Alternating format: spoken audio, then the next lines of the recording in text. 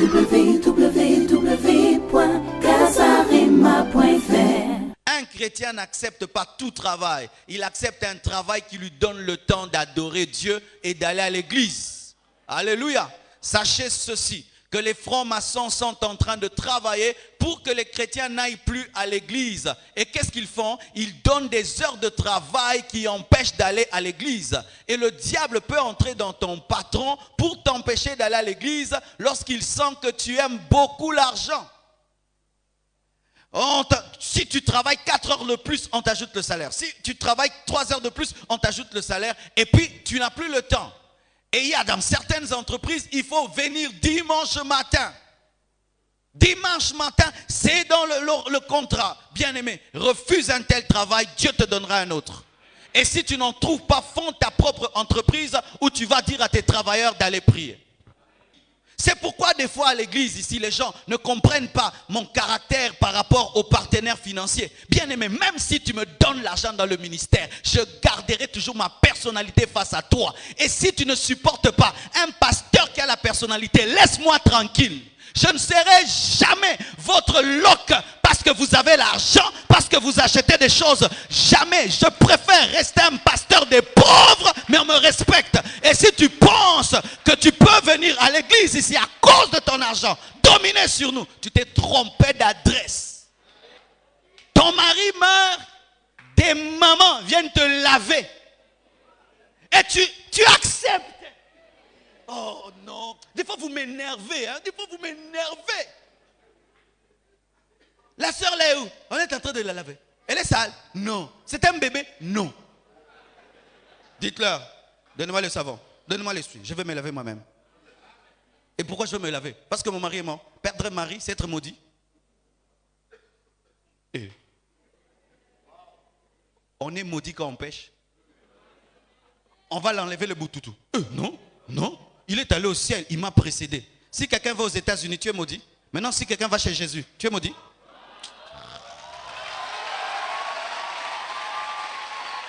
Pour voir plus de vidéos chrétiennes en exclusivité, tapez www.casarema.fr.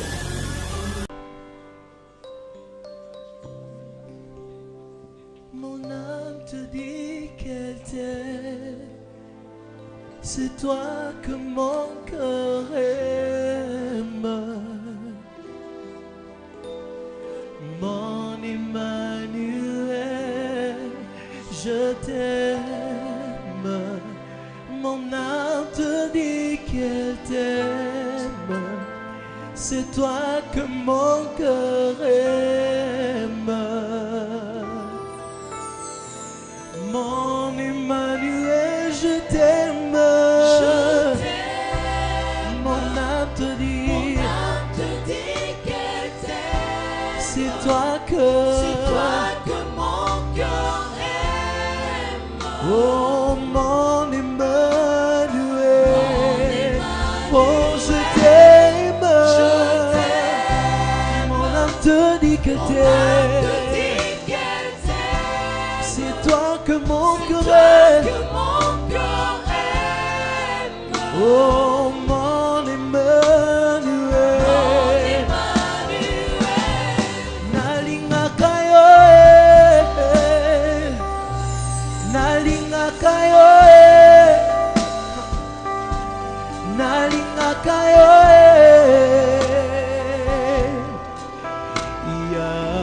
Yahweh.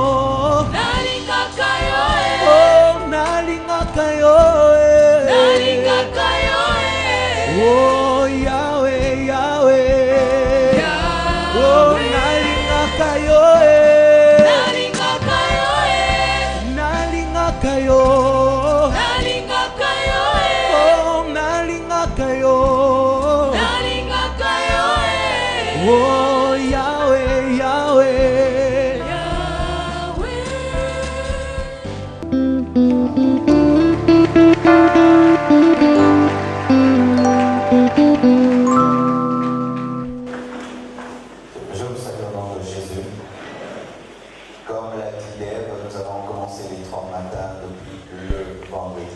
Et vraiment, ça a très bien commencé. Depuis que nous avons commencé les 30 matins, nous n'avons jamais commencé aussi bien. Amen. Et ça annonce que ce seront vraiment des moments bénis de transformation et de révolution.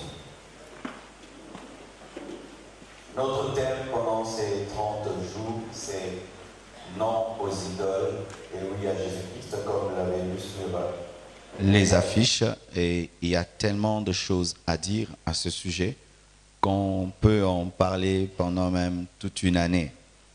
Mais pendant 30 jours, nous allons résumer ce message et tous ceux qui viendront vraiment avec le désir d'écouter Dieu seront changés.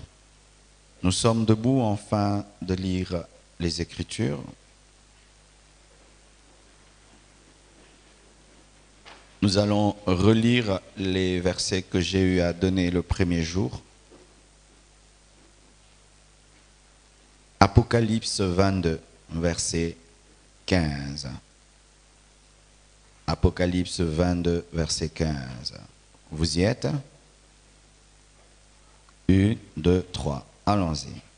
Dehors les chiens, les magiciens, les débauchés, les meurtriers, les idolâtres et quiconque aime et pratique le mensonge. Apocalypse 21, verset 8. Vous y êtes? 1, 2, 3. Mais pour les lâches, les incrédules, les abominables, les meurtriers, les débauchés, les magiciens, les idolâtres et tous les menteurs, leur part sera dans les temps ardents de feu et de soufre, ce qui est la seconde mort. 1 Corinthiens 10, verset 7.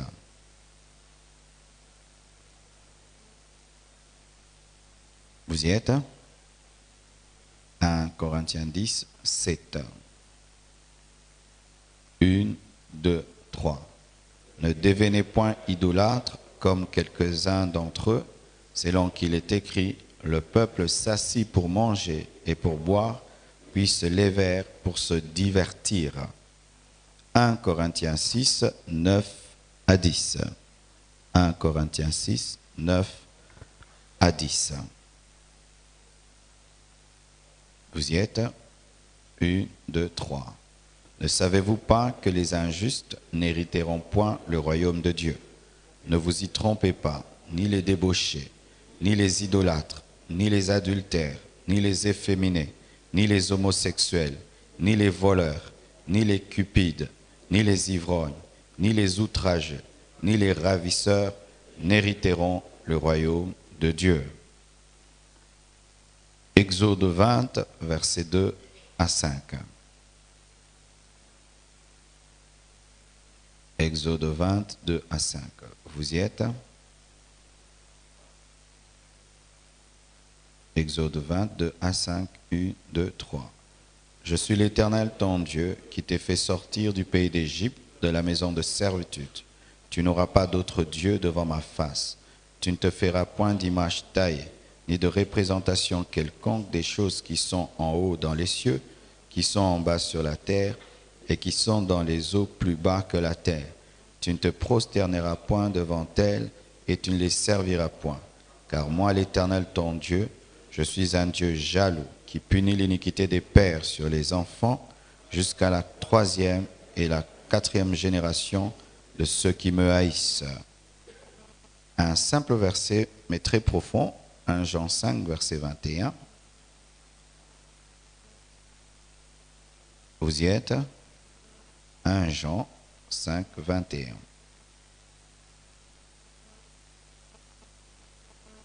Une, deux, trois. Petits enfants, gardez-vous des idoles. Nous terminons avec Genèse 22, 1 à 3, et puis nous sautons 10 à 12.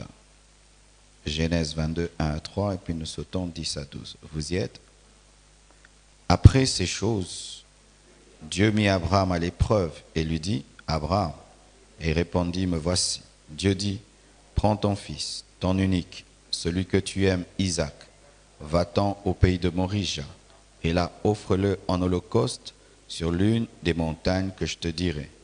Abraham se leva de bon matin, sella son âne, et prit avec lui 2 serviteurs et son fils Isaac. Il fendit du bois pour l'holocauste et partit pour aller au lieu que Dieu lui avait dit. Puis Abraham étendit la main et prit le couteau pour égorger son fils. Alors l'ange de l'Éternel l'appela des cieux et dit, « Abraham, Abraham !» Il répondit, « Me voici. » L'ange dit, « N'avance pas ta main sur l'enfant et ne lui fais rien, car je sais maintenant que tu crains Dieu et que tu ne m'as pas refusé ton fils, ton unique. » Que Dieu bénisse sa parole. Asseyez-vous, s'il vous plaît. Je vais faire marche en arrière pendant 10 minutes afin d'avoir le même fil d'idées. Et puis nous allons entrer dans le vif du message de ce matin. Amen. Le thème, c'est non aux idoles et oui à Jésus-Christ. Et vendredi, j'ai parlé sur les idoles. Et l'homme de Dieu, Lévi Kongolo, nous a parlé sur oui à Jésus-Christ et pourquoi Jésus-Christ est élevé au-dessus des idoles. Ce matin, je vais seulement approfondir sur la définition d'une idole. Qu'est-ce qu'une idole et pourquoi est-ce que nous abordons ce thème pendant 30 jours? Quelle est l'importance de ce message? Une idole est une représentation à laquelle on voue un culte, c'est-à-dire devant laquelle on se prosterne, on prie, on chante et on fait des sacrifices. C'est ça une idole, une représentation à laquelle on voue un culte, devant laquelle on se prosterne, on prie, on chante, on fait des sacrifices.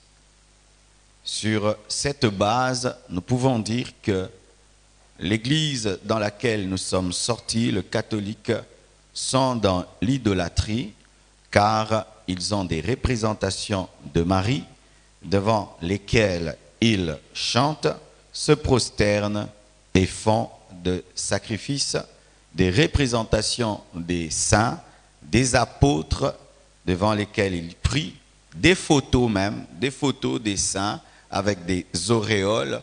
Une auréole, c'est ces trucs qui brillent là, qui mettent, et quelqu'un a une photo et prie avec cette photo. Nous pouvons dire qu'ils sont dans l'idolâtrie.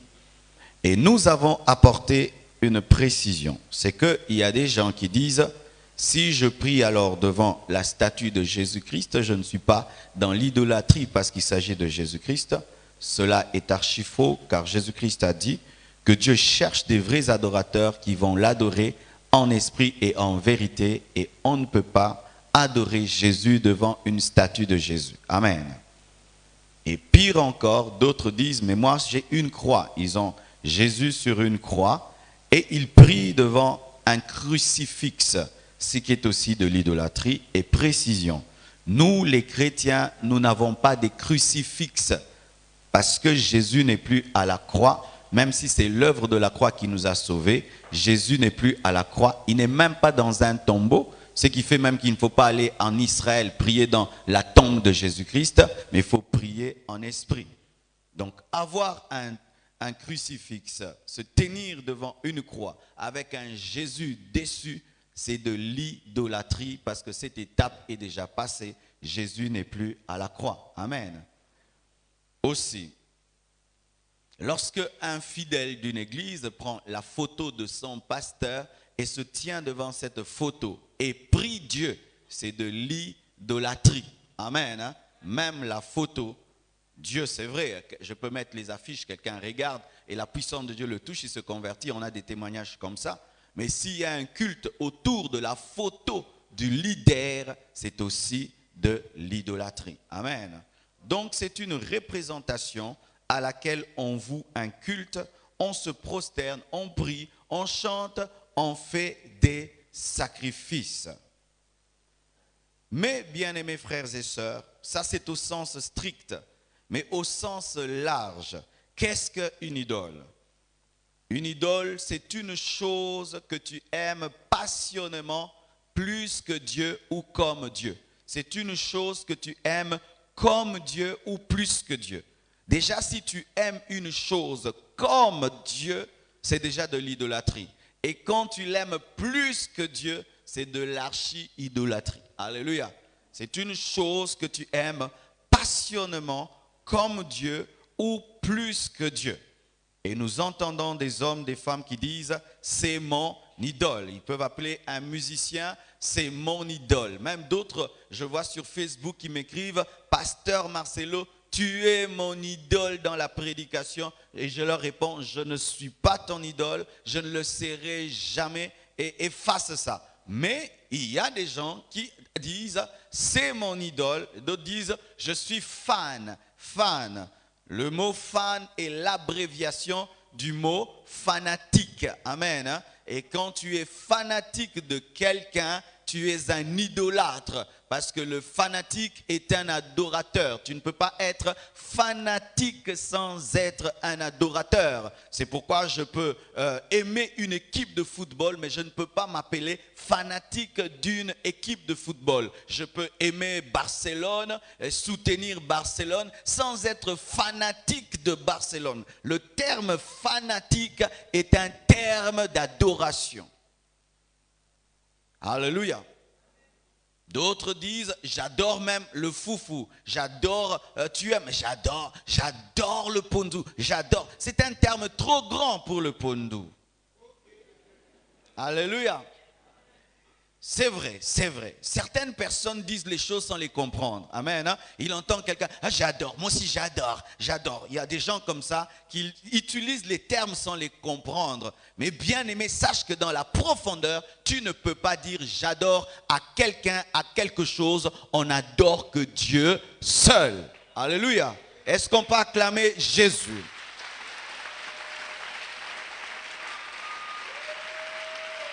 Et même, je vois des frères qui sont célibataires lorsqu'ils veulent se marier et qu'ils courtisent une femme. Ils disent, je t'adore.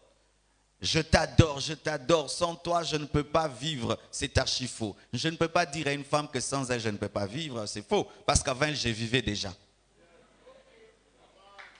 Est-ce qu'avant que tu sois avec elle, tu étais sous bonbonne? Sous réanimation? D'ailleurs, si tu lui parles et tu viens chaque matin, chaque soir chez elle, c'est-à-dire que tu vis d'ailleurs. Et d'autres, pendant la drague, ils grossissent aussi, mais ils ne vivent pas. C'est seulement à Jésus que je peux dire, sans toi, je ne peux vivre. Pas à une femme, pas à un homme, à personne. Il est la vie. Et la résurrection, c'est Jésus seul. Alors, lorsque vous allez pour demander la main à une femme et vous dites « je t'adore », déjà votre couple commence par l'idolâtrie et c'est un couple des maudits. C'est pourquoi vous remarquez que vous avez beaucoup de problèmes parce que votre relation énerve Dieu. Mais vraiment, j'ai vu des hommes aimer les femmes à un niveau extraordinaire où vraiment « je t'adore », c'était vraiment « je t'adore ». Donc il est malade parce qu'il ne l'a pas vu. Vraiment, il tombe malade parce qu'il ne l'a pas vu. La femme peut le chasser comme un chien. Il revient encore. Il peut même voir un banda. Il est tout là paralysé. C'est plus fort que lui. Et il peut même chercher à se suicider parce qu'on lui a dit « je ne t'aime plus ». Vraiment, tu es ding-dingi. Il faut être comme l'eau. Si on te refuse à gauche, va à droite. Ce n'est pas la seule femme du monde. Ce n'est pas la seule femme sur la terre. Toi, tu vas mourir pour Anne-Marie. Hein? Et ce qui énerve Dieu, c'est que tu es prêt à mourir pour cette femme, mais tu n'es pas prêt à mourir pour Jésus. Si pour Jésus, on dit, il ne faut plus faire ça, tu abandonnes Jésus. Mais pour elle, tu es capable de te réveiller à 6 heures, d'être devant leur porte jusque la nuit, même si elle ne te regarde pas. Tu es là comme un toutou.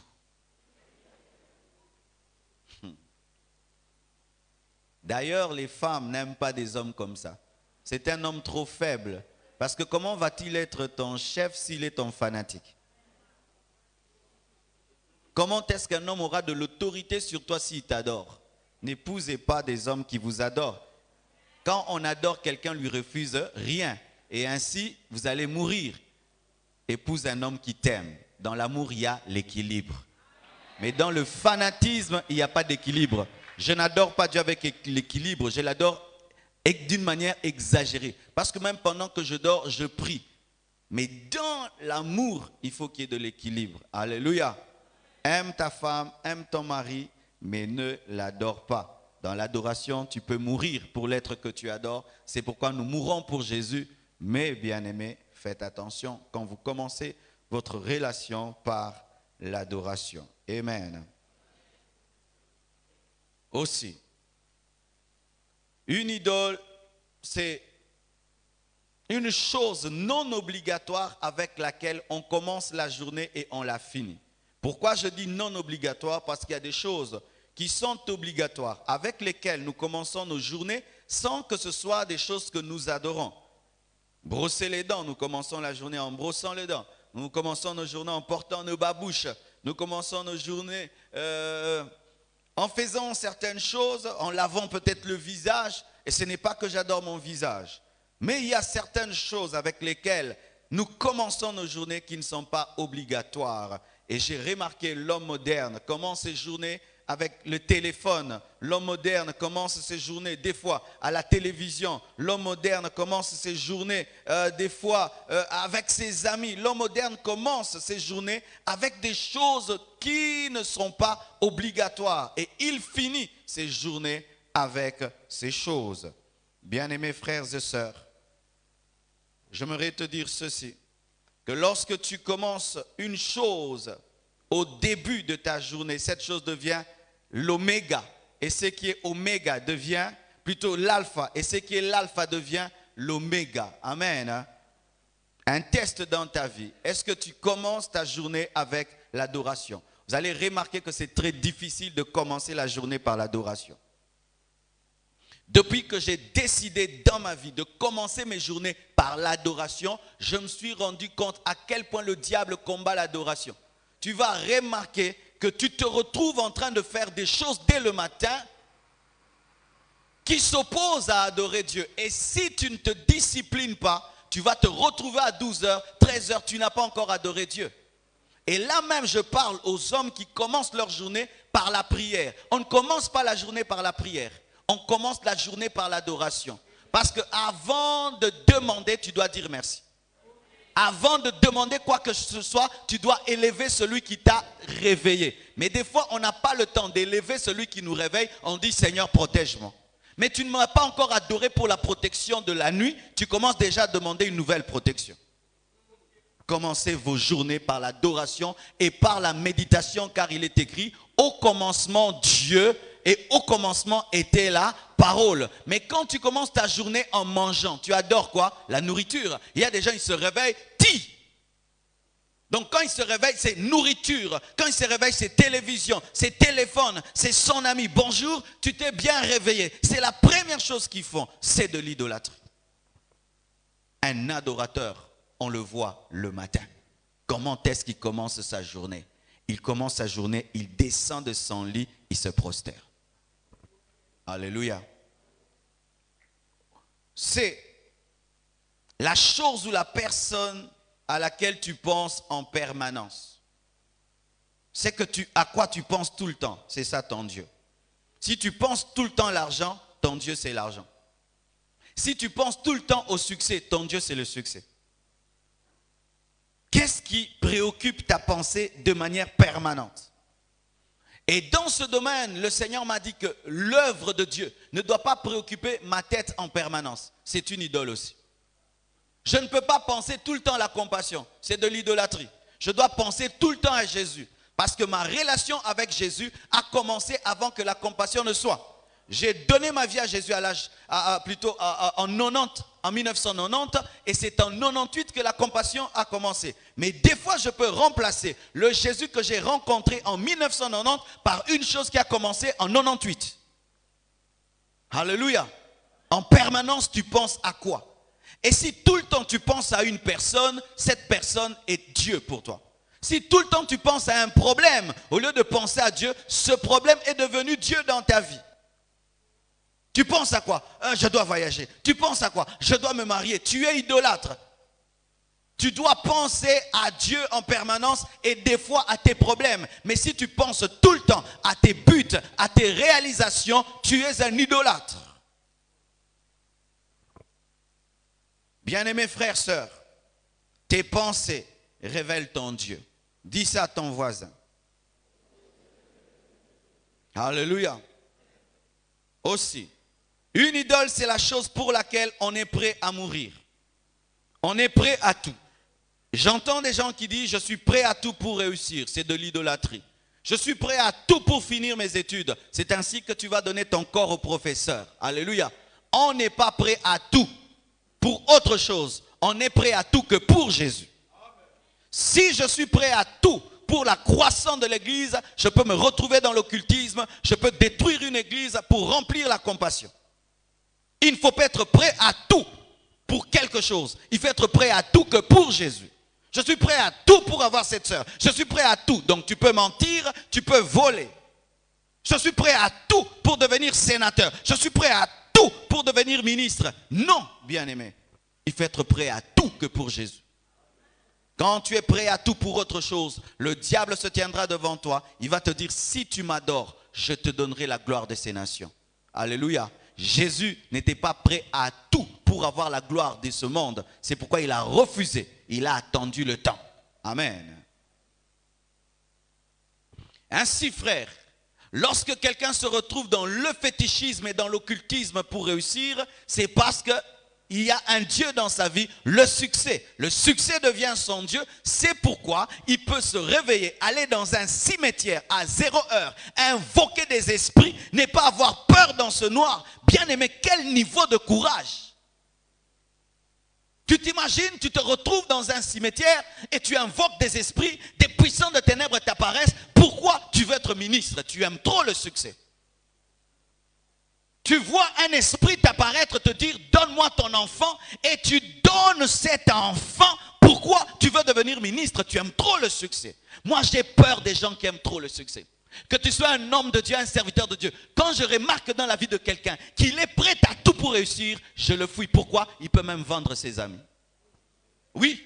Aujourd'hui, dans les églises, on prêche trop le succès. Mais on ne prêche pas, on prêche pas du danger de l'amour du succès. Vous devez réussir, vous devez réussir. Bien aimé, si on enseigne mal le succès, les gens vont tout faire pour réussir. Bien aimé, on doit vous prêcher le ciel. Faites tout pour aller au ciel. Mais ne faites pas tout pour réussir. Ah oui, oh frère, tu dois tout faire pour réussir. Tout faire, tout veut dire tout. Tout veut dire tout, même te vendre toi, tout. J'ai peur des gens qui aiment trop le succès. Trop. Non, j'ai peur d'eux. Ils peuvent marcher sur le cadavre des autres pour atteindre leur objectif. Ils peuvent vous utiliser comme des escaliers pour atteindre leur but. Et plus dans l'église, on est en train de parler tout le temps du succès. Le succès est devenu un Dieu. Écoutez, dans certains endroits, on quantifie la dimension spirituelle par le succès. Si quelqu'un réussit, donc il est très spirituel. C'est archi faux. Et ainsi, les gens viennent présenter leur succès à l'église pour dire j'ai la foi. Pasteur, je réussis, donc j'ai la foi. Je réussis dans la vie, donc je suis spirituel. C'est archi faux. Tu peux réussir, mais tu es un voleur. Tu es un voleur. Ce n'est pas toujours la foi. La prospérité matérielle n'est pas toujours le signe de la délivrance. Je répète, la prospérité matérielle n'est pas toujours le signe de la délivrance. Comme maintenant je travaille, donc je suis délié. De quoi? Avec des faux CV qu'on présente et des relations qu'on utilise. Ton oncle te place là-bas alors que tu n'as même pas le niveau. Et celui qui a le niveau, il est chassé du poste. Et c'est Dieu qui t'a élevé. Je bénis Dieu pour une sœur dans cette église. Un jour, elle va dans une entreprise et les enfants du propriétaire de l'entreprise et le propriétaire commencent à la courtiser. Elle refuse. Écoutez la proposition. Nous allons chasser ce papa-là. Il ne sera plus directeur. On va te placer là. Elle a dit jamais. Vous n'allez faire souffrir un père de famille pour moi. Elle a quitté le boulot. Mais tu vas dire quoi? Elle a l'esprit de chômage. Hein? Elle a l'esprit de chômage ou elle a l'esprit de sanctification. Des fois dans la vie, bien aimée, échouer c'est réussir. On doit vous dire la vérité. On doit vous dire la vérité. Bien-aimé, Dieu n'est pas là pour nous demander tout le temps des trophées. Car des fois dans la vie, il faut reculer. Oui, je vais te dire la vérité. Moi, j'avance tout le temps. À quel prix? À quel prix tu avances tout le temps? Moi, je vais toujours de poste à poste. À quel prix? À quel prix? Tu saisis toutes les opportunités, tu ne rates jamais une opportunité, alors que le prophète Élisée a refusé une offrande. Il a refusé l'offrande, il a refusé l'offrande. C'était une opportunité pour acheter les baffles de l'église.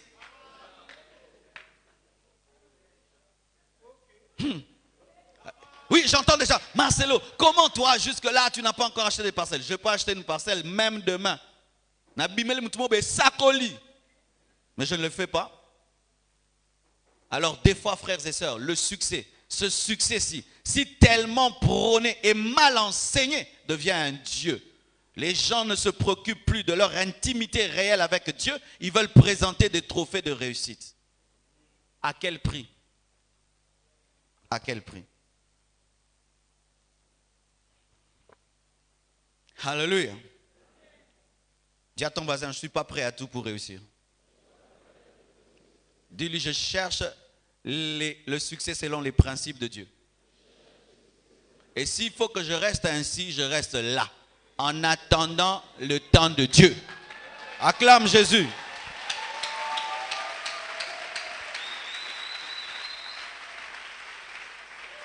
Alléluia. Certaines personnes que vous enviez, tu ne peux pas dormir avec lui parce que lui dort avec un serpent. Certaines personnes que vous enviez, vous ne connaissez pas leur réelle vie. C'est pourquoi, bien-aimé, la paix de Dieu est plus que tout. La paix de Dieu est plus que tout. Sur elle, bâtis le reste. Mais si tu bâtis une chose qui enlève la fondation, ne bâtis pas. Si tu places un mur qui détruit la fondation, est-ce que tu construis? Alors attends, les vrais matériaux. Ake musika wapi? Aleki biso, eza course. Yo numéro combien kasi? Na course à la vie.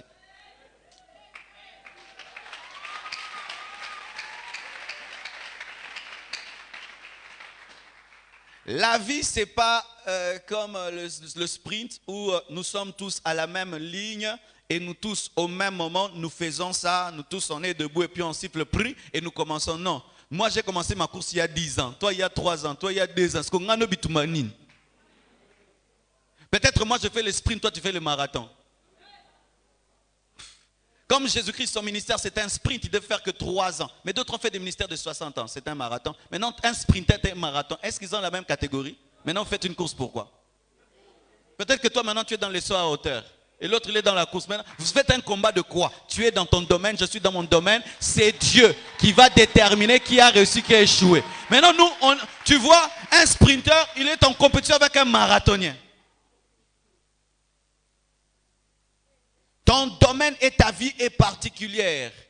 Et nous sommes en train de tomber dans le culte du succès à cause d'un esprit de rivalité et de compétition, alors que Dieu ne regardera ni à gauche ni à droite afin de te récompenser. Il regardera seulement ce qu'il t'a dit, ce qu'il a déposé en toi. Soyez en paix avec vous-même. Je dis soyez en paix avec vous-même. Et comme Elio, et comme Elio. Et comme Elingate, et comme Elingate.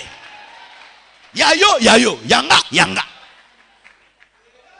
Est-ce que quand est-ce que tu as entendu le prix? Tu ne l'as même pas entendu. Maintenant tu es en course avec moi comment? Je vais le dépasser. Dépasser qui? Peut-être que lui, il est dans le son en hauteur. Et cet enseignement-là, basé sur les œuvres de la chair, les ambitions des prédicateurs qui vous communiquent, c'est pourquoi un prédicateur, s'il est trop ambitieux charnellement, il prête ses ambitions à la chair et il transforme les fidèles en des personnes ambitieuses et charnelles.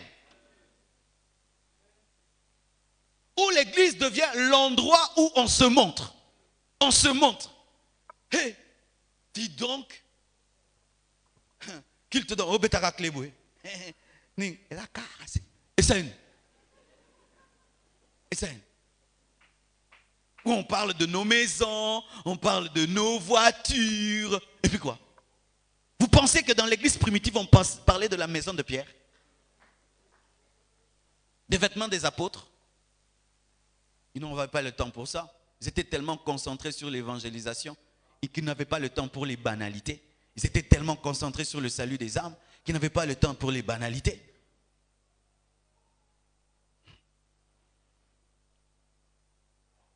Je me pose même la question si dans les églises primitives, on donnait même des communiqués que telle sœur s'est mariée.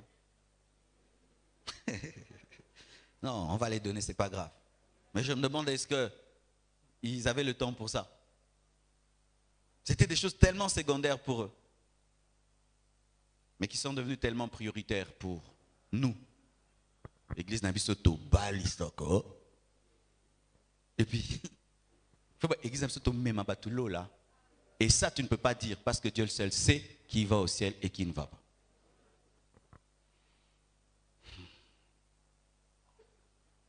Une autre chose. Une idole, c'est un esprit démoniaque qu'on adore derrière une idole. Derrière chaque idole, il y a un esprit. Si ça, c'est une idole, derrière cette chair, il y a un esprit. Si un homme est une idole, derrière cet homme, il y a un esprit. C'est pourquoi beaucoup de fanatiques des musiciens sont possédés. J'ai rencontré une fille qui adorait une idole du monde, plutôt dans la musique. Elle était possédée par cet homme. Cet homme est devenu un mari de nuit pour elle. Pourquoi? Parce que derrière l'idole, il y a toujours un démon. On a eu à prier une fois ici pour des frères et sœurs qui étaient dans la musique mondaine. Quand on a commencé à chasser les démons, elles ont commencé à danser comme Beyoncé en plein culte. Pourquoi? Parce que si tu adores Beyoncé, l'esprit Sacha qui est derrière Beyoncé entre en toi. Alors ne dites jamais, moi je m'en fous de sa vie, moi j'aime sa musique, c'est mon idole. Non, l'esprit qui est derrière sa musique entrera en toi parce que tu l'as adoré. C'est une chose qui excite la jalousie de Dieu. C'est une porte d'entrée des démons et de malédiction. C'est une abomination. Aujourd'hui, je vais seulement m'appesantir sur les sortes d'idoles en ce temps de la fin. Amen. Parlons à présent en profondeur. Voici des choses qui peuvent devenir des idoles pour nous. J'ai parlé déjà du moi. Ton moi, le jeu, peut devenir ton idole. Il y a des gens qui ont comme idole eux-mêmes. Ils s'adorent eux-mêmes. Son Dieu dans sa vie, c'est lui-même. Ce sont des égoïstes et des orgueilleux. D'autres adorent leur conjoint, leur mari, leur femme, comme Adam a adoré sa femme en écoutant Ève à la place de Dieu. D'autres adorent leurs enfants. Oui, surtout si une femme pendant des années a attendu un enfant et que cet enfant vient, elle est capable d'abandonner Dieu pour cet enfant. Pourquoi tu ne veux plus à l'église? L'enfant. Pourquoi tu ne viens plus dans ceci? L'enfant. Mais qui lui a donné l'enfant? C'est Dieu. Les enfants peuvent devenir des dieux. Le travail. Lorsque tu vas chercher un travail et qu'on te dit tu n'iras jamais à l'église et tu acceptes un tel travail, ce travail est devenu ton Dieu. Un chrétien n'accepte pas tout travail. Il accepte un travail qui lui donne le temps d'adorer Dieu et d'aller à l'église. Alléluia. Sachez ceci, que les francs-maçons sont en train de travailler pour que les chrétiens n'aillent plus à l'église. Et qu'est-ce qu'ils font? Ils donnent des heures de travail qui empêchent d'aller à l'église. Et le diable peut entrer dans ton patron pour t'empêcher d'aller à l'église lorsqu'il sent que tu aimes beaucoup l'argent. Si tu travailles 4 heures de plus, on t'ajoute le salaire. Si tu travailles 3 heures de plus, on t'ajoute le salaire. Et puis, tu n'as plus le temps. Et il y a dans certaines entreprises, il faut venir dimanche matin. Dimanche matin, c'est dans le contrat. Bien-aimé, refuse un tel travail, Dieu te donnera un autre. Et si tu n'en trouves pas, fonde ta propre entreprise où tu vas dire à tes travailleurs d'aller prier. Alléluia. Mais aujourd'hui, le travail, et pas seulement le travail, l'argent est tellement devenu Dieu que les gens acceptent des contrats de travail qui les empêchent d'aller à l'église. Et vous savez ce qui se passe dans le monde du travail. À quel point il y a la pression, à quel point il y a la tentation. Et imagine pendant une année, tu ne fais que travailler, tu ne vas jamais à l'église, tu vas te retrouver dans les bêtises des autres. Pourquoi? Tu seras un arbre déraciné. Je suis un pasteur. Si je fais 2 semaines, 3 semaines sans venir à l'église, je sens que je dessèche, à moins que je sois en retraite. Mais alors toi qui es infidèle, une année, tu ne vas pas à l'église. Le travail est devenu Dieu. Le sport est devenu Dieu. Nous avons vu ça avec la Coupe du Monde. À quel point aujourd'hui, l'homme est capable d'adorer un petit ballon et de perdre sa joie. Parce qu'une petite équipe de 12 personnes habillées en jaune a échoué. Nemaraboukani. Et je vous assure, lorsqu'il y avait ces matchs-là, j'ai vu Messi toucher seulement sa cuisse. Tout le monde a tremblé. Vous imaginez, un homme touche sa cuisse, vous tremblez. Pourquoi? Déchirure musculaire. Vous manquez la paix, la joie dans vos maisons parce qu'un homme commence à toucher sa cuisse. Mais est-ce que tu manques la paix lorsque toi et Jésus-Christ, vous ne vous entendez pas? Non, tu as la paix, tu danses, tu manges. Mais il y a des gens qui n'ont pas mangé ce jour-là. Je connais des papas qui interdisent même à la famille de préparer parce que vite a échoué. Une famille d'un côté c'est Imana, l'autre c'est Vita. Et pendant 1 jour, 2 jours, on ne parle pas. Pourquoi papa a perdu? D'autres adorent les jeux Nintendo. Oui, on doit parler de cela, nous sommes au temps de la fin. Lorsque tu es devant les jeux vidéo, tu passes combien d'heures, chers frères? Toujours comme ça. 1 heure, 2 heures, 3 heures devant les jeux vidéo. D'autres, c'est le cinéma. C'est plus fort que lui. S'il commence une série, s'il ira jusqu'à 2 heures, il sera devant la télé. Mais demandez à cette même personne de prier jusqu'à 2 heures. Est-ce que tu as l'épisode là que j'ai raté? Est-ce que tu l'as? Et toi tu as la 4e série. Moi j'ai 10. Moi j'ai le 12e. Est-ce que tu as oublié de m'envoyer la 12e série? J'ai raté là où Jack Bauer s'abîme qui est la prison. Mais jamais tu dis qu'est-ce que le pasteur a prêché le vendredi. Donnez-moi le CD du vendredi. Jamais. Mais au Landelara Jack Bauer. Les dieux du 21e siècle.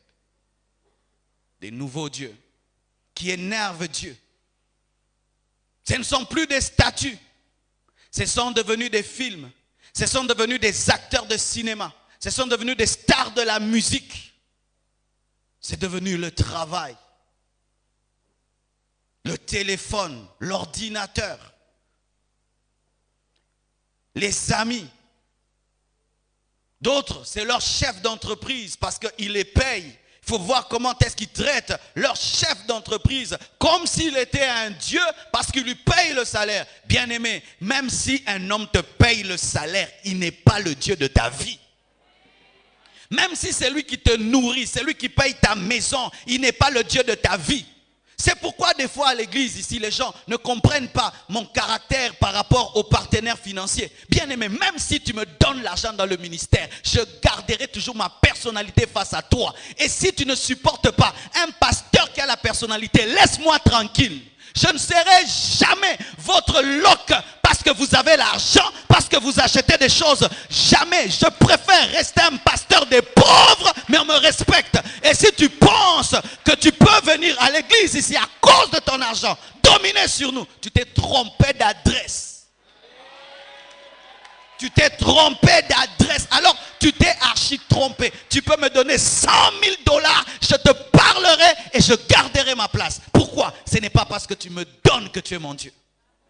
Et si tu veux arrêter de donner parce que je refuse que tu montes sur mon nez, arrête de le faire. Dieu donnera par quelqu'un d'autre. Car des fois, les gens dans les églises, lorsqu'ils commencent à donner, ils veulent aussi donner des ordres. Limite-toi à donner, arrête-toi là. Point barre. L'argent que tu as ne te donne pas le ministère. Tes cadeaux, tes dons ne te donnent pas le poste. Tu le fais pour Dieu, point barre. Mais des fois dans le monde, quand un homme est en PDG, il faut voir comment est-ce que vous les adorez. Comment est-ce que vous le respectez. Des fois ça énerve Dieu. Au boulot vous êtes là à 6 heures, mais à l'église vous êtes en retard. Au boulot vous respectez tout, mais à l'église vous ne respectez rien. Si le patron du boulot dit désormais, vous obéissez. Mais si Dieu dit, vous n'obéissez pas. Et qui est Dieu dans ta vie? C'est ton chef. Il faut voir comment vous tremblez devant vos chefs. Comment vous vous obéissez. Mais devant Dieu, vous n'obéissez pas. Et s'il est Dieu, quel est l'honneur qui est dû à Dieu? Parce qu'il te paye un salaire de 2000 $. Mais Dieu t'a donné le souffle de vie. Jésus-Christ a versé son sang. Il est mort, il est ressuscité. Et comment est-ce que c'est dans l'église qu'on trouve le désordre? Mais dans les entreprises, tout est structuré, tout est bien. Le même frère qui est à l'église est désordonné. Il faut voir comment est-ce qu'il se soumet dans son entreprise. Les chefs d'entreprise sont devenus des dieux. Les présidents des républiques sont devenus des dieux. On les chante, on les adore.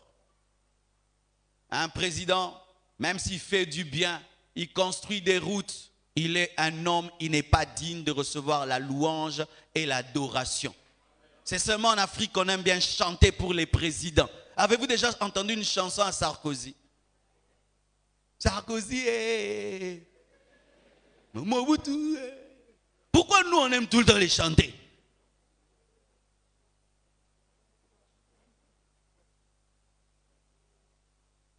Respecte ton roi, respecte ton président, mais il n'est pas ton Dieu. Tu es dans un parti politique, respecte le chef de ton parti politique, il n'est pas ton Dieu. Et s'il dévie le chemin de Dieu, quitte-le. Quitte-le. Oh, quitte-le. Quitte-le. Vous allez m'arrêter. Et d'autres, ils adorent les parents. Voici un faux verset biblique. Les parents sont les dieux sur terre. C'est écrit où? Dans Glossaire? Dans Apocalypse 1000?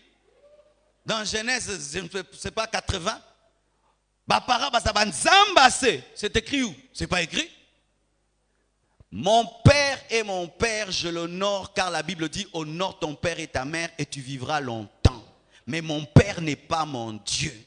Mon père, je peux lui dire, papa, je le ferai. La Bible nous dit que Jonathan a détruit l'autel de Baal, qui était l'autel de son père. Pourquoi? Parce que son père n'était pas son Dieu. Mais je vois des gens qui ne comprennent pas ça et sont détruits par leurs propres parents, car le diable peut aussi entrer dans ton père, dans tes parents pour te détruire. Je dois vous dire la vérité. Tu dois épouser cet homme-là. Je suis ton père. Non, non, ce n'est pas parce que tu es mon père que tu vas me donner une femme. Je suis ton père, tu dois m'amener l'argent et tu te prostitues. Non, tu vas dire à tes parents, je ne serai jamais prostitué pour vous ramener l'argent. Je suis ton père, tu n'iras pas à l'église. Non, je suis majeur, je peux choisir où je vais prier. Oui, tu as 18 ans, tu es libre de prier où tu veux. Oh non, dans notre famille, nous sommes ceci, papa a refusé. Oui, si je suis mineur, mais quand je deviens majeur, je peux choisir où prier. Parce qu'aucun de vous ne dira en enfer, Seigneur, pardonne-moi, c'était la faute de papa. La Bible prévoit la persécution des fils qui sont persécutés par leurs parents. Mais il y a des gens qui, au nom de la coutume, au nom d'une fausse connaissance de la parole, laissent l'ennemi passer par leurs parents. Et le jour même qu'ils font des mariages coutumiers, ils se soumettent à des coutumes sorcellériques. Pourquoi? Vous avez peur de vos pères au lieu d'avoir peur du Père qui est au ciel. Jésus-Christ a dit, dites notre Père qui est au ciel. Si mon Père céleste s'oppose à la coutume, je m'oppose à la coutume. Oh, tu dois manger cela, je ne mangerai pas. Tu es impoli. Non, je suis impoli devant vous, mais poli devant Dieu. Et entre vous et Dieu, je choisis Dieu. Et nous avons des chrétiens qui ont peur de la coutume comme des païens. Oh, banoko. Et bon, notre Saint-Esprit. Notre Saint-Esprit. Oh, mais Saint-Esprit, notre Saint-Esprit. Vous avez peur des oncles. Nous voyons même des veuves qui ont peur de la coutume, qui ont peur des oncles. Maman, ton mari meurt, il laisse un héritage en ton nom, c'est ton héritage et l'héritage de tes enfants. Et tu as le droit de traduire en justice ta belle famille si elle t'arrache ça. Non, Koufa. Donnez-moi la main.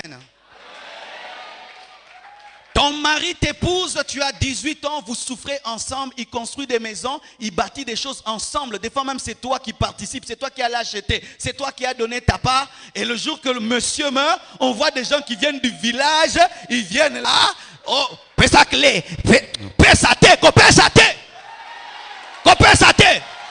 S'ils vont venir dans la sorcellerie, tu les attends dans la prière, tu invoques le feu du Saint-Esprit, tu les brûles. Bien-aimés, si prêcher dans cette nation ne change pas notre culture, alors nous sommes en train d'échouer. Mais c'est anormal que dans une nation, on puisse voir des veuves dépouillées par des villageois. Et tu ne l'as jamais vu. Il apparaît que dans le deuil et il prend tout. Et quand tu veux parler, arrête, tu vas mourir. Dis donc, alors que je meurs. Alors que je meurs. Alors que je meurs, si Dieu est Dieu, qu'il démontre qu'il est Dieu, je me battrai pour mon héritage. Mais sinon, c'est dangereux d'épouser une femme congolaise. Mes frères, avant d'épouser une femme, il faut tester sa foi. Parce que nous partons. Vous n'avez pas compris, vous n'avez pas compris. C'est-à-dire dans les fiançailles, ne parlez pas seulement tu aimes la couleur bleu ou rouge. Est-ce que tu as peur des sorciers? Est-ce que non, j'ai pas peur d'eux. S'ils disent vont te tuer, on verra. Épouse cette femme. Mais si tu épouses celles qui ont peur de la coutume, tu pars, toi tu as souffert, tu as économisé, et puis elle donne tout, tes enfants, et elle souffre parce qu'elle a peur. Tu as fait un mauvais mariage. Où est la clé? Je ne donne pas. Où sont les documents? Je ne donne pas. Battez-vous pour vos propres vies. Vous êtes des paresseux. Donc toute ta vie, tu ne fais qu'attendre que ton frère meure pour prendre ses biens. Vous êtes des paresseux. Et la Bible dit que celui qui ne travaille pas, qui ne mange pas, je ne vous donnerai pas. Je vous donne ce que je veux. Donne les vêtements. Donne les vêtements de leur frère, tu peux donner. Si tu veux. Si tu veux aussi.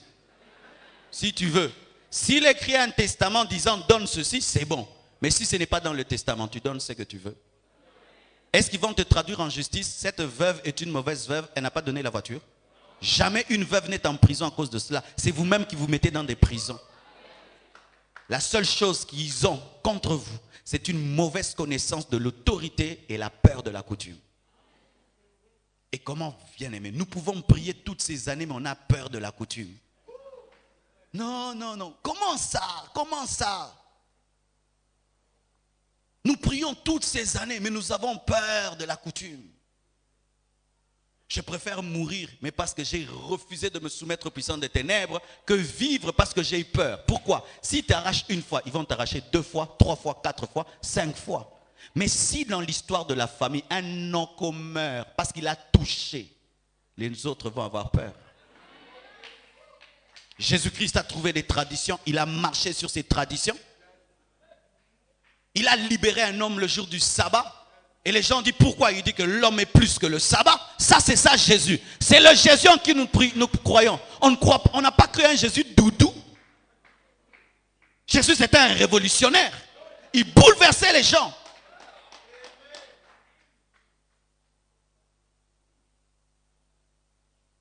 Non, moi si je le fais, telle n'avait pas donné, elle est devenue folle. L'autre, elle était païenne. L'autre n'avait pas de foi. Mais toi, tu es un enfant de Dieu.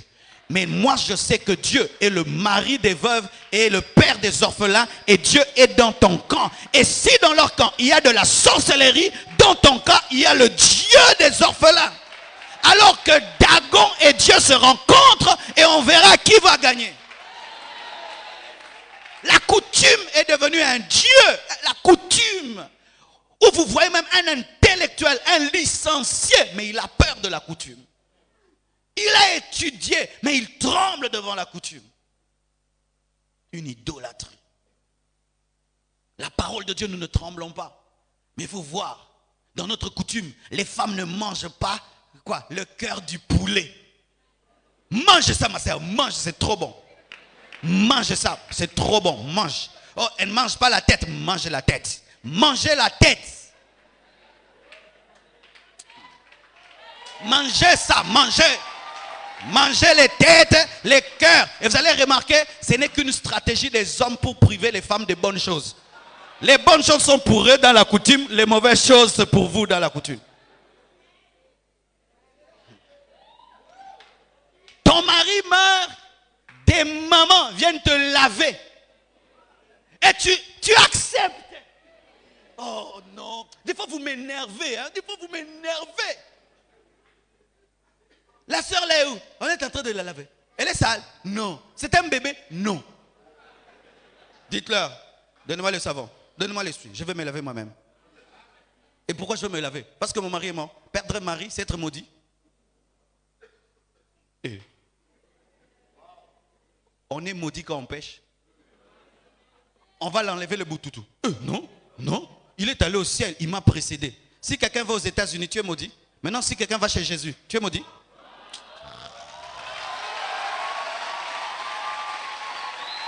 Vous connaîtrez la vérité et la vérité vous affranchira. Vous devez être transformé par le renouvellement de l'intelligence. Bien aimé, si les prédicateurs ne changent pas les traditions, l'évangile n'a pas de puissance. Car l'évangile est venu en Afrique, les gens ne s'habillaient pas. Ils ont commencé à porter des vêtements. Mais si nous prions, ces prières, chanter, danser, rentrer, sont bouleverser les traditions, nous sommes en train d'échouer. On va te laver. Et on te dit quoi? Assis-toi par terre pendant 1 mois. Mais j'aurai les hémorroïdes.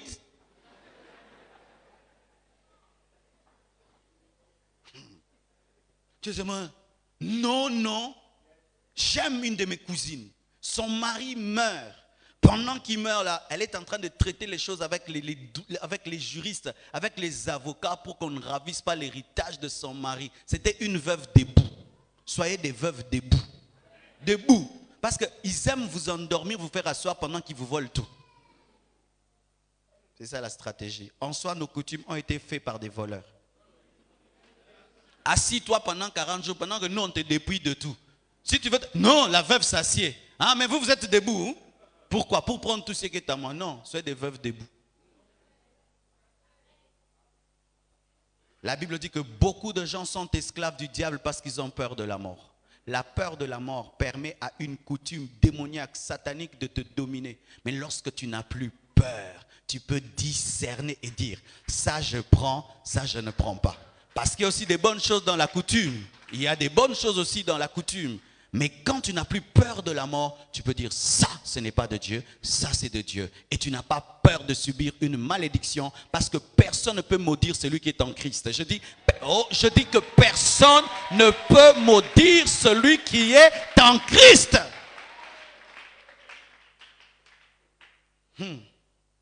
Alléluia. D'autres, leur Dieu c'est leur corps. Et là, c'est souvent les femmes. Mes chères sœurs, j'aimerais un peu qu'on réfléchisse ensemble sur le temps que vous donnez à vos corps et le temps que vous donnez à Dieu. Vous mettez de l'huile pendant combien d'heures? Le parfum pendant combien d'heures? La poudre pendant combien d'heures? Mascara en haut, mascara en bas, fard gauche, fard droite, fond de teint, combien de temps? Et combien de temps vous priez? Le temps que vous faites devant vos miroirs, est-ce que vous le faites devant Dieu? Une idolâtrie. Une idolâtrie. Certaines femmes, rien qu'à le regarder, tu sens qu'elles donnent du temps à son corps. Trop de temps. Ce n'est pas que devait être laide. Mais si le temps que vous donnez à vos corps, vous ne le donnez pas à Dieu, vous êtes des idolâtres. Car en ce temps de la fin, il y a le culte du corps. Le culte du corps. Voici comment tu peux savoir si tu adores ton corps. Les gens qui adorent leur corps ne supportent pas le miroir.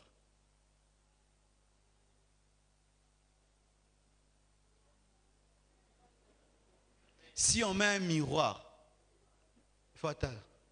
Donc, Miroir, c'est dire regarder. S'il y a un grand miroir, et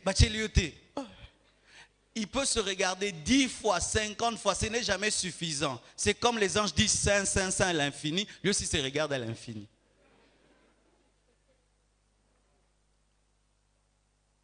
Des gens qui tout le temps se regardent.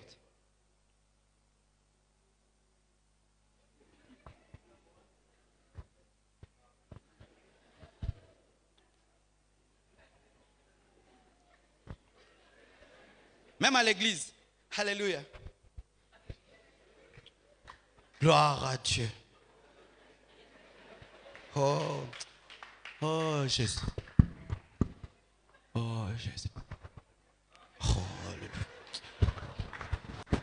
Oh Alléluia.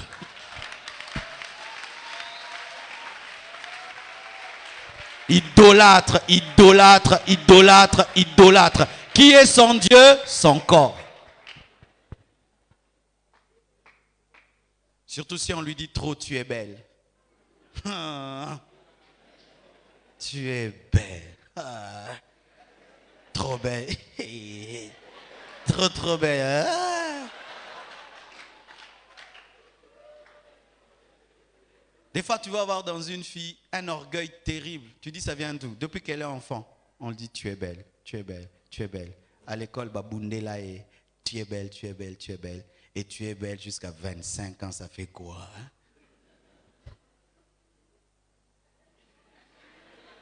Elle regarde toujours les autres filles de là jusqu'à là. Ma ouais, pensa.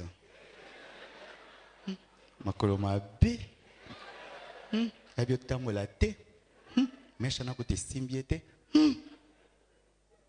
Je sais ce que je dis. Des fois, on prêche des choses trop là-bas, alors qu'il y a des petites choses dans les cœurs qui énervent Dieu. Comment tu peux perdre tout ton temps dans ton cœur à juger toujours l'extérieur des autres? Comment va la sœur là? Ah, la sœur, on a tambour sima. Comment va la sœur là? Ah, oh, la taribilambe simba reteana.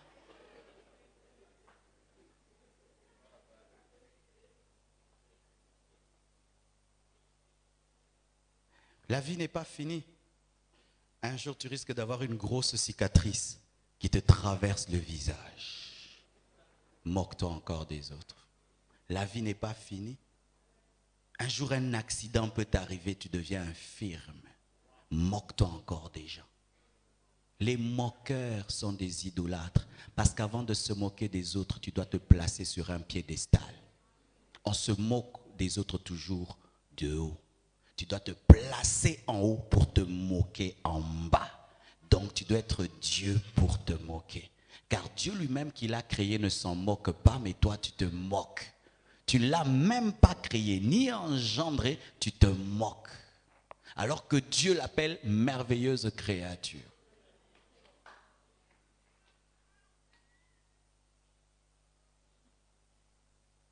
C'est pourquoi. Ne soyez pas comme les païens qui aiment s'asseoir devant leur porte pour voir tout ce qui se passe devant leur porte. Ça attire toujours un esprit de moquerie qui attire la malédiction. Certains ont reçu leur malédiction à la porte de leur maison, sur les fenêtres de leur maison.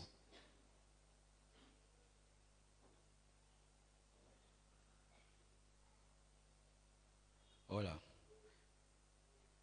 D'autres, c'est le vêtement. Vêtements. Ça, ce n'est pas griffé, je ne porte pas. Ils ont un culte des habits. Si ce n'est pas griffé, ce n'est pas un habit.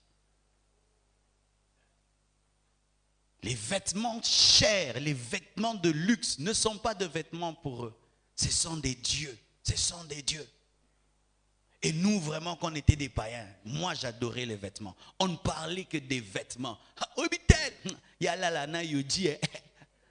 Alala na yoji. Alala makasi.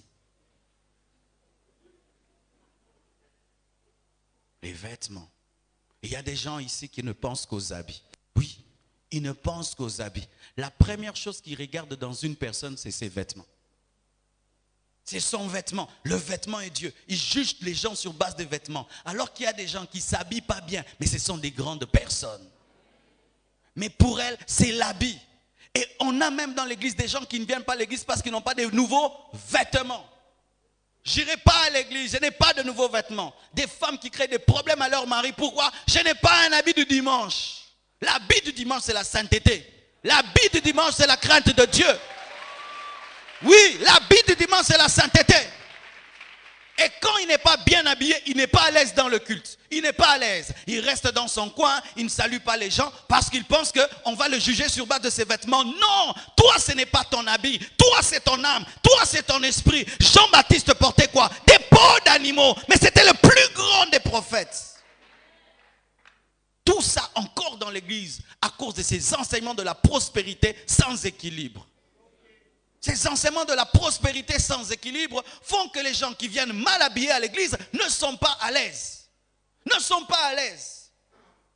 Et lorsque vous faites des groupes de gens bien habillés à l'église aussi, des groupes de gens bien habillés, pour que quelqu'un soit ton ami, il doit bien s'habiller. Air France 40.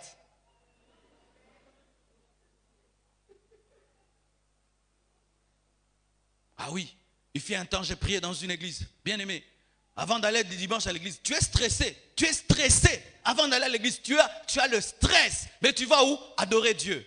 Tu dois te coiffer. Et en ce temps-là, il y avait la coiffure à la mode. Il faut être en rat. Mais pas n'importe quel rat. Le rat qui fait des vagues ici. Vous savez ça, les frères? Hein, quand tu coupes le rat, puis ici, ça doit faire. Et donc, tu dois tout le temps mettre une brosse et tu as vague. En ce temps-là, il y avait un pantalon qui était à la mode. C'était un pantalon bleu de nuit. Il fallait porter des chemises à couleur. Donc,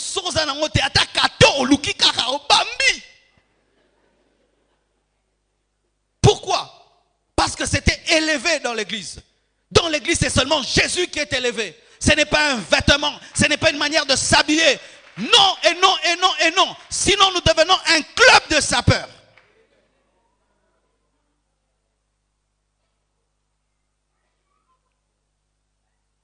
Toi, ce n'est pas ton vêtement. Le vêtement, c'est seulement ce qui te couvre. Ce qui est important dans une lettre, c'est ce qu'il y a à l'intérieur. Ce n'est pas l'enveloppe. Parce que des fois, la lettre peut être laide, mais ce qui est écrit à l'intérieur dit, tu es promu. Alors, c'est ce qu'il y a à l'intérieur, ce qu'il y a à l'intérieur. Et quand tu es sûr de toi à l'intérieur, les vêtements que tu portes ou pas, on sent que c'est un grand homme. Par son assurance. Car il y a des gens aussi très bien habillés, mais sans aucune personnalité. En dehors de ses vêtements, il n'est rien.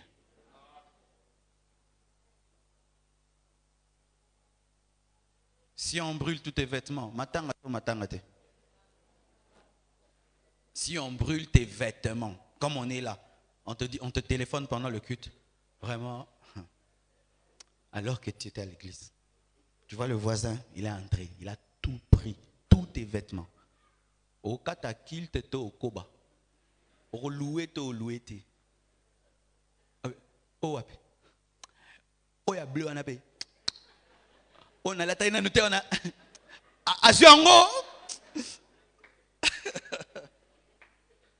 Mais les feuilles sont bien habillées, mais elles jettent chaque jour leurs feuilles, les plantes, et elles retrouvent encore d'autres. Mais les personnes qui adorent les vêtements, si même il y a une tache, journée baby.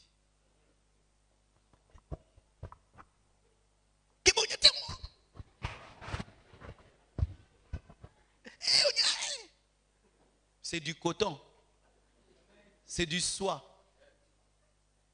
Ce n'est qu'un vêtement, ça peut se brûler. Bien-aimés frères, et lorsqu'un homme est dans ses vêtements, même s'il adore, il est distrait. C'est pourquoi tu adores mieux à la maison, n'est-ce pas? Parce que tu es en culotte, tu n'as pas conscience de tes vêtements. Mais quand tu as porté des belles chaussures et tout le reste, tu viens à l'église, nous allons chanter. On s'agenouille.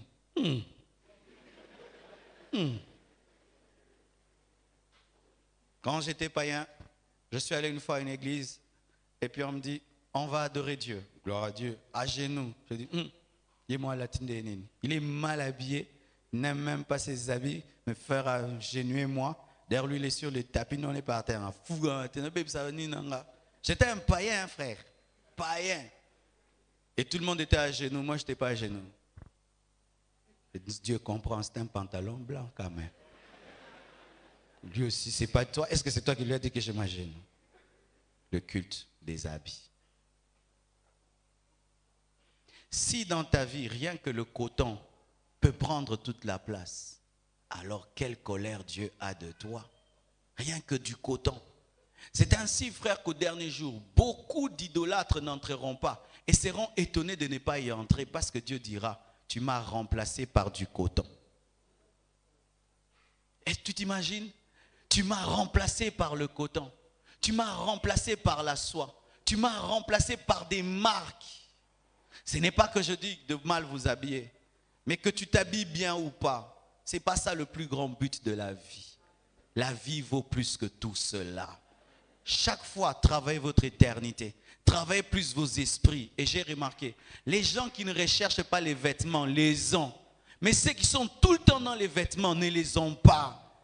Oublie ça, concentre-toi sur l'essentiel, sur ta personnalité, sur ton intelligence, ton âme. Et Dieu donnera ces choses. Et quand même il les donnera, on verra que tu es bien habillé mais tu n'es pas dedans. N'est-ce pas qu'il y a des gens comme ça? Il est très bien habillé mais vous sentez qu'il n'est pas dedans. Mais il y a d'autres, il est bien habillé, vous sentez qu'il est vraiment dedans. Pendant ces 30 matins, nous parlerons de ces choses si petites des fois, mais qui sont en train de ruiner nos vies. Que Dieu vous bénisse abondamment.